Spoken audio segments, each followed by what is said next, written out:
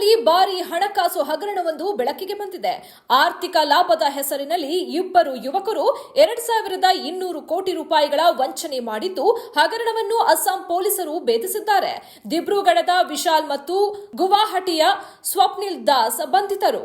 ಸ್ನೇಹಿತರಾಗಿದ್ದ ಇವರು ಸುಲಭವಾಗಿ ಹಣ ಗಳಿಸಲು ಮುಂದಾಗಿ ಜನರಿಗೆ ಆಮಿಷವನ್ನೊಡ್ಡಿ ವಂಚಿಸಿದ್ದಾರೆ. ಕುಡಿತದ ಮತ್ತಿನಲ್ಲಿದ್ದ ಮಗ ತನ್ನ ತಾಯಿಯ ಮೇಲೆ ಅತ್ಯಾಚಾರ ನಡೆಸಿರುವ ಹೀನ ಕೃತ್ಯ ರಾಜಸ್ಥಾನದಲ್ಲಿ ನಡೆದಿದೆ.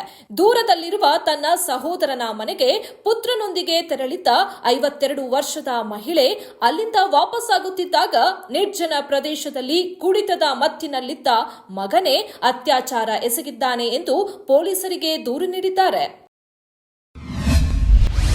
ದರ್ಶನ್ ಕೊಲೆ ಪ್ರಕರಣದಲ್ಲಿ ಜೈಲುವಾಸ ಅನುಭವಿಸುತ್ತಿದ್ದಾರೆ.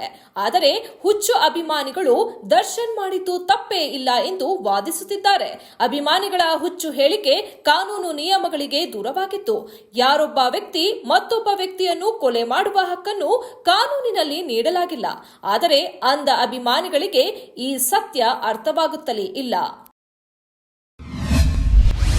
ಕನ್ನಡ ಚಿತ್ರರಂಗದಲ್ಲಿ ಮಹಿಳೆಯರಿಗೆ ಸುರಕ್ಷಿತ ವಾತಾವರಣ ನಿರ್ಮಿಸುವುದು ಹಾಗೂ ಇತರ ಸಮಸ್ಯೆಗಳ ಅಧ್ಯಯನಕ್ಕಾಗಿ ಸಮಿತಿ ರಚಿಸುವ ಕುರಿತಂತೆ ಸವಿಸ್ತಾರ ಚರ್ಚೆಯ ಬಳಿಕ ನಿರ್ಧಾರ ತೆಗೆದುಕೊಳ್ಳಲಾಗುವುದು ಎಂದು ಮುಖ್ಯಮಂತ್ರಿ ಸಿದ್ದರಾಮಯ್ಯ ಫೈರ್ ತಂಡಕ್ಕೆ ಭರವಸೆ ನೀಡಿದ್ದಾರೆ.